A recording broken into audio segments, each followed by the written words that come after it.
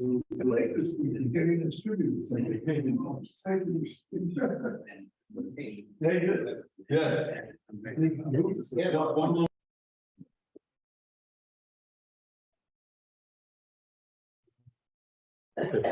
Boker Tov, everyone.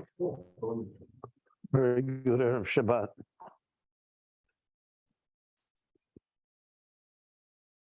So this Shabbat, we will hear Parsha Zachor. So there are a number of instances where Amalek is the center of the subject. So we have it in Parshat Beshalach. So that will be the Kriyat HaTorah for the day of Purim itself. Now, that Kriyat HaTorah is an exception because it's only 9 psukim, only 9 verses. And the Gemara in Megillah teaches us that the Kriyat HaTorah should be at least 10 verses. But Purim is the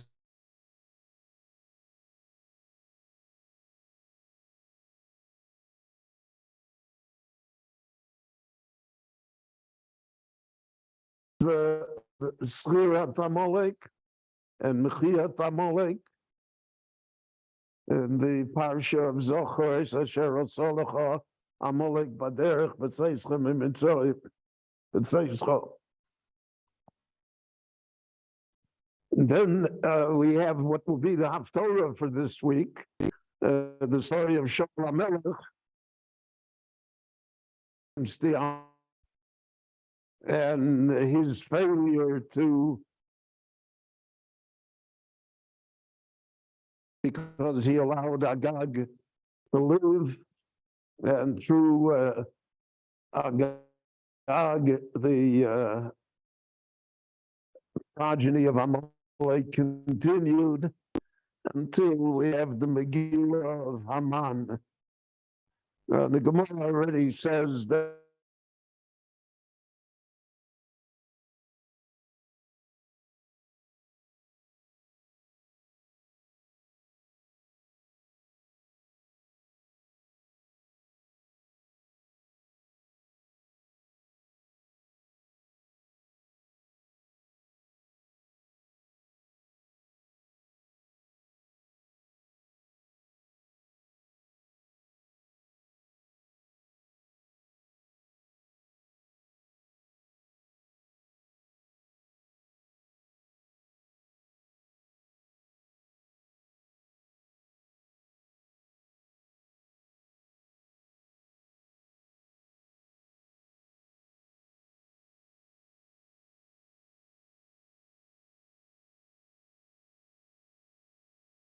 so it says Vayavo, he came. It means he came from somewhere. The Torah, when it says Vayavo, so it always implies that there's a backdrop here, a backstory. Now, we will find that Bilam, when he gives his prophecy in the Parsha of Balak, refers specifically to Amalek. And he says, Reishis Goyim Amalek. Amalek is the head of the nations. He's Mr. One. If you're Mr. One, then you resent competition. You resent the fact that there are people who say that you're not Mr. One, that you're not Reshit Goyim. And that is the problem with the Jewish people that the world has always had, is that the Jewish people refuse to say that Reshit Goyim is somebody else. And we say, we're the chief nation. And therefore, that sets us up in a direct contradiction with the powers that be. So that's the idea of Ayovo Amalek. Amalek, who thinks that he is the main, he's the superpower. He's the only one. And here, there's Bilam hears from Balak, Am Yotzom Mitzrayim. Here's another nation that came out of Egypt. They're a bunch of slaves. They have no culture. They never went to school. And look at them. They think that they're it. So that's the resentfulness that exists. So Amalek comes from the fact that he feels threatened by the existence of the Jewish people. Because then he's not Reishis Goyim. He's not the head of the nations. He's not the superpower. He's not the greatest intellectual force. So if you look through Jewish history, you'll find that the Jewish people as a nation always contended with superpowers. It did not contend with, so to speak, weaker nations. It always existed with the strongest. So in Tanakh, the war is with Amalek, and later the war will be with Ashur, and the war will be with Bavel, and then with the Persians, and then with the Greeks, and then with the Romans, and then with the church, and then with the Spanish, who were the greatest empire in the world.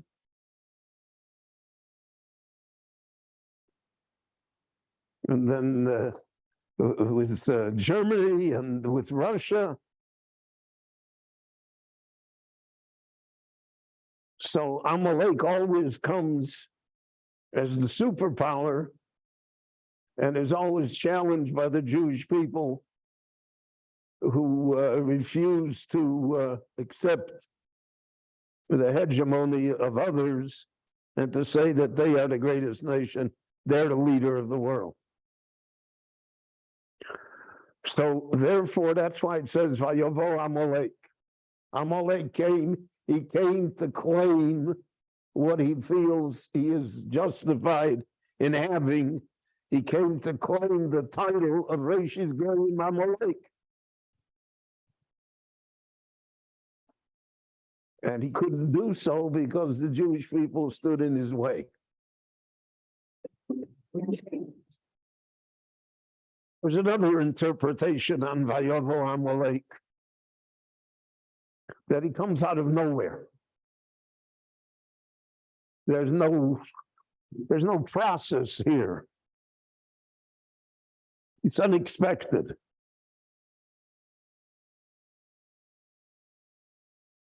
Again, we find that throughout Jewish history. The Jews, for instance, are 800 years in Spain. I have Spain in my mind because Baruch Hashem, we just concluded the movie on Don Yitzhak Abarbanel, and the movie will be April 15th, the Sunday right after Pesach, and you should call Rabbi Amsel and make your reservations. But it's amazing that on one hand, the entire Spanish Empire is dependent upon the Jews. That Don Yitzhak Abarbanel finances Christopher Columbus's expedition. The leading tax farmer in Spain is Avram Signor, the head of the Jewish community in Seville. And the Jews are in good shape at 800 years in our country.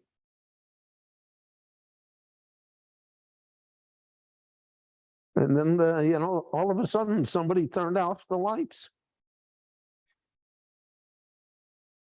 Goodbye. It's over. So Vayavo, there's a suddenness to it. There's an unexpected quality here. Unforeseen. Illogical. We see that in the Megillah, the famous Vayavo Haman. What's he doing there? The middle of the night, stay home. Where are you going? There's always an unexpected quality here. Something that could not be foreseen. So the 1920s, in the Weimar Republic, there were Jews that were in very high positions.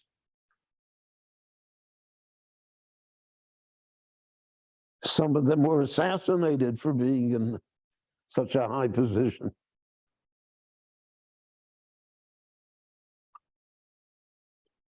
And then 5 years later, 7 years later, it's all over. It's can't be. It's a Vayovo that no one could have imagined. Because again, Jews are living in Germany for hundreds of years. In the 1800s, they gained civil rights. The Rothschilds are the main bankers. Reform is dominant, so they're just like the Germans. They go to pray on Sunday, not on Saturday. Everything is wonderful. Again, so Amalek is unexpected, unpredictable, irrational. All of a sudden he's here. That's Vayavo. Now, I'm not here to make any comments on current events. I always say that, heaven has not spoken to me in the last 2 weeks. So I don't know what's going on either. But Yaakov Avinu said to his wives regarding their father Lavan that his face is not the way it used to be towards me. I sense a change. And I would say that that would be true of the Jewish people and the face of the world, and the Western world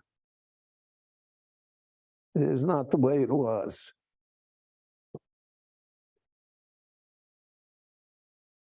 So the unexpected becomes the expected. And therefore, Amalek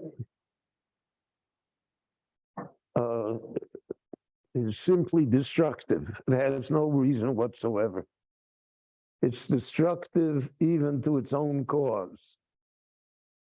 Germany did not have an atomic bomb because it did not want Jewish scientists. Can you imagine if Hitler would have had the atomic bomb? What our world would look like?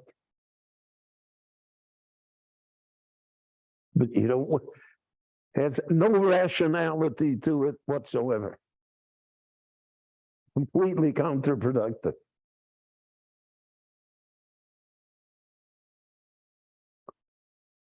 So that's a second interpretation of Vayovo Amalek.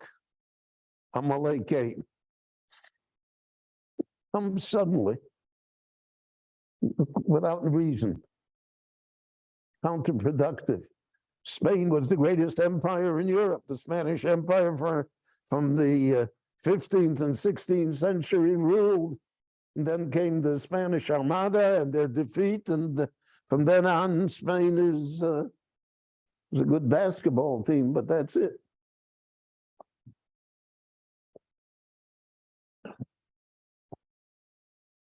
Absolutely counterproductive, but it makes no difference.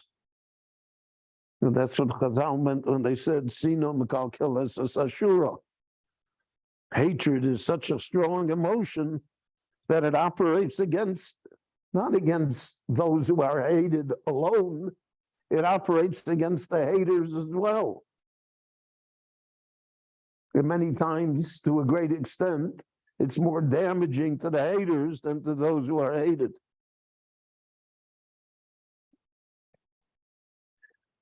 There's another understanding here in Vayovo Amalek. The pasuk ends, Vayilochem im Yisrael b'Refidim. The war took place at a way station in the desert called Refidim. Chazal, whenever a name is mentioned in the Torah, always looked and said, why does the Torah tell us this name? The Torah is not a book of geography. It's not a book of history per se. It's not a narrative. It could say, Vayovo Amalek vayilochem b'Yisrael, period. Why does it tell us that it was at Refidim?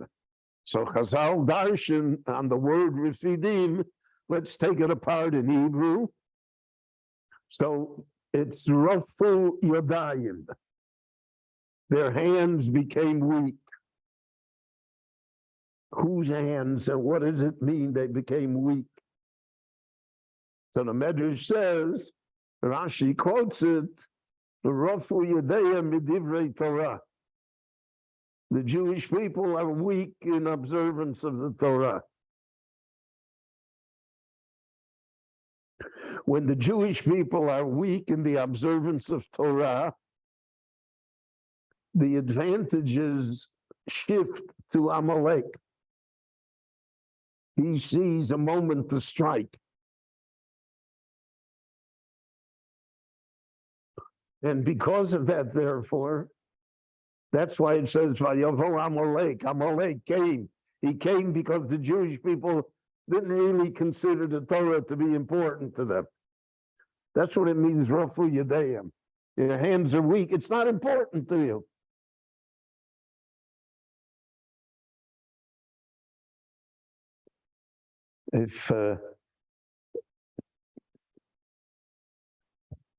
If you believe in a certain idea or an investment, so then you follow it. You get the financial news, you look at it, you want to know.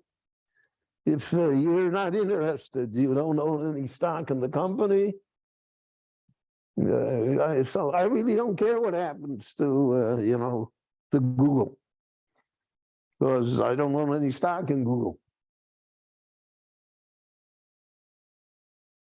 But a person that has a great investment in Google, so every day he looks at the paper to see it went up, it went down. They're going to do this, they're going to do that. The Torah is an investment, it's a hedge fund.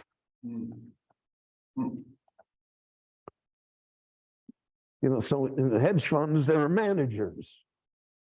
You give them your money, and they're supposed to increase it. I will not debate the issue but the basic idea is I have an interest in what the hedge fund is doing because they've got my money, and they've got my money, they're investing it. I want to know in what and why. Will there be a return? So the Torah is the great hedge fund for the Jewish people. The Moshe Rabbeinu was the manager.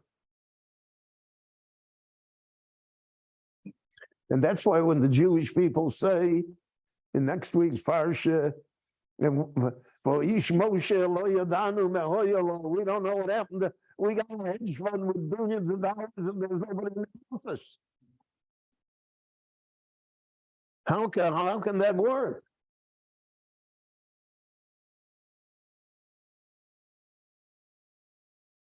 So Rofu Yedeya Midivrei Torah.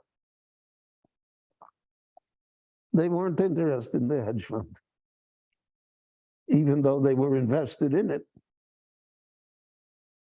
Remember, I had a case in Miami Beach. Miami Beach was an interesting place.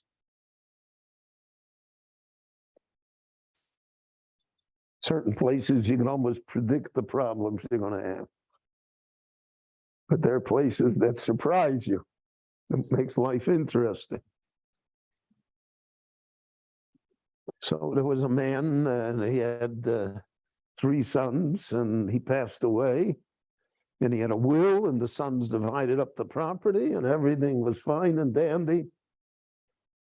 3 years later, the sons come to me, and they say they want to have a din Torah regarding their father's estate. So I said, 3 years have passed, and apparently everything is all right, and what happened here? So they said, we discovered that he had another account. And the other account that he had was greater than what the estate had. And now we want to know whether, I'm the firstborn, I helped him, I took care of him the last year, with all the stories that unfortunately are common in such situations. So they had a fund that they didn't know about.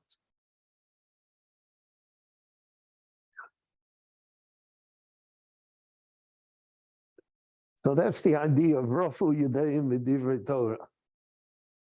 They didn't know they had a fund. They only saw the surface. They didn't see that the Torah was going to preserve them.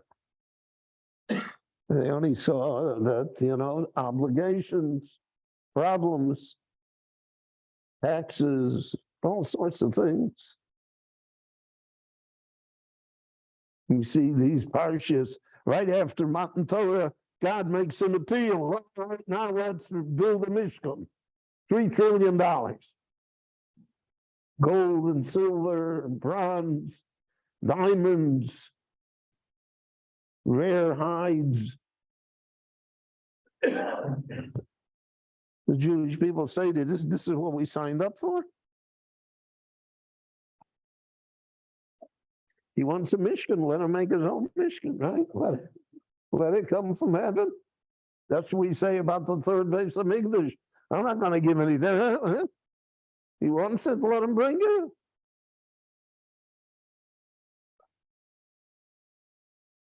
We never signed up for this.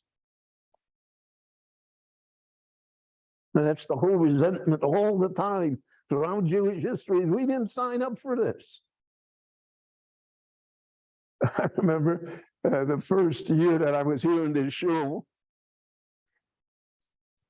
and I think the year afterwards was a Shemitah year.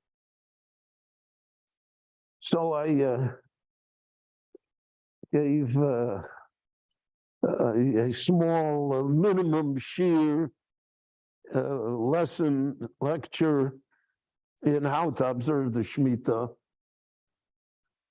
So there should, even if we rely on the Heter Mechira, which we do, but nevertheless, there's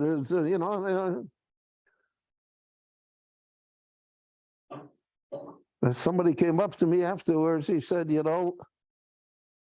when I met with the guy from Aliyah, from the Jewish agency, he didn't tell me that there's such a thing as a Shemitah.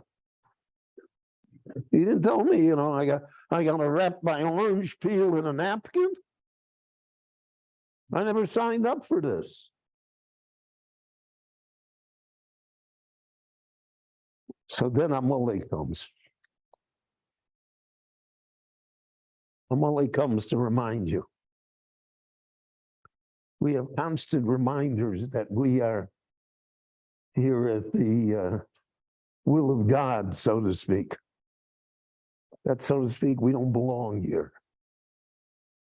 It's ours, it's ours, it's ours, but you can't drive on the highway. You can't go, can't take a stroll in East Jerusalem. You fly the flags all you want.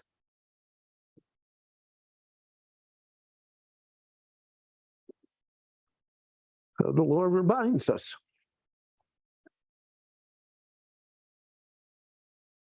And the struggle always is against Torah. Because Rabbeinu Sadia Gaon said, Einu Moseinu Umo Ela B'Torah. The basis of our national existence is Torah, is Ma'amad Har Sinai. And if you don't want that, so okay. If you want to be K'chol HaGoyim Beis Yisrael, Amalek is going to come because he doesn't like you.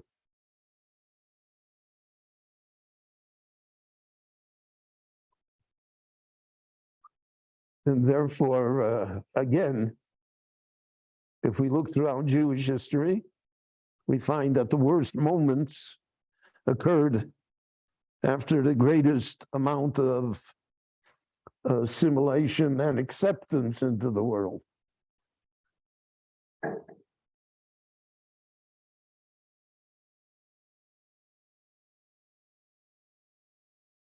The Jews in Russia were communists. Stalin got even with them. If they wouldn't have been communists, he probably would have ignored most of them. So that's all implicit here in the psukim regarding Amalek. So if the Amalek comes b'refidin, sharafu yedayim midivrei Torah, so we have to appreciate that. We have to understand that.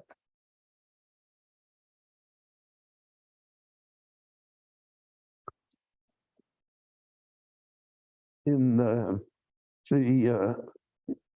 Parsha of Kitzetzei, it says,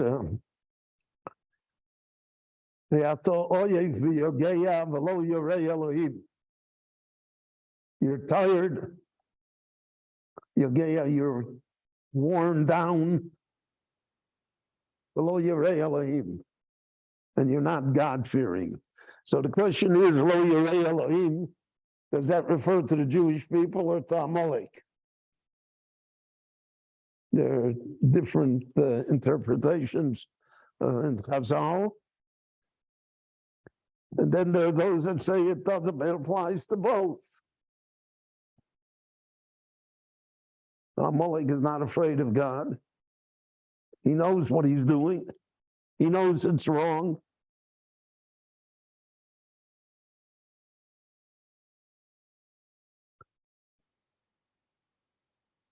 But he's not afraid. So what does Oye V'Yogeya mean? You're tired. You're worn down. So the Meforshim again say that this refers to mitzvahs. Not the Oye if you're tired from mitzvahs.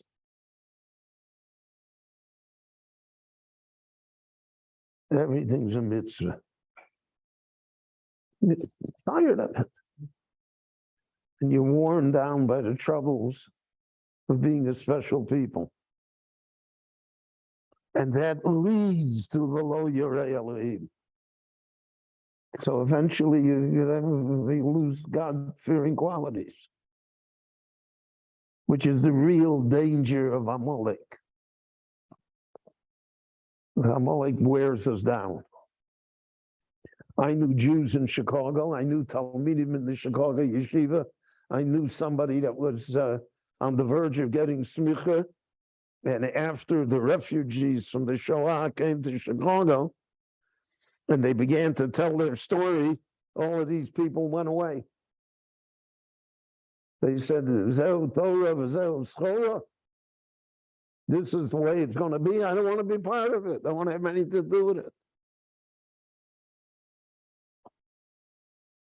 So that's all you have. And Amalek engenders that within us.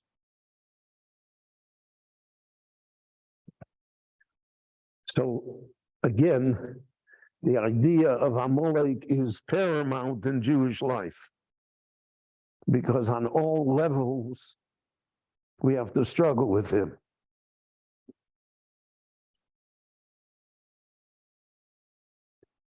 He arrives suddenly. He behaves irrationally. He strives for supremacy. He comes where we are weakest. He challenges us spiritually. So that's why the Torah puts such an emphasis upon it, and why the story is repeated over and over again, in order to make us aware of what the true challenge is. In the end, the Jewish people naturally survive Amalek. So,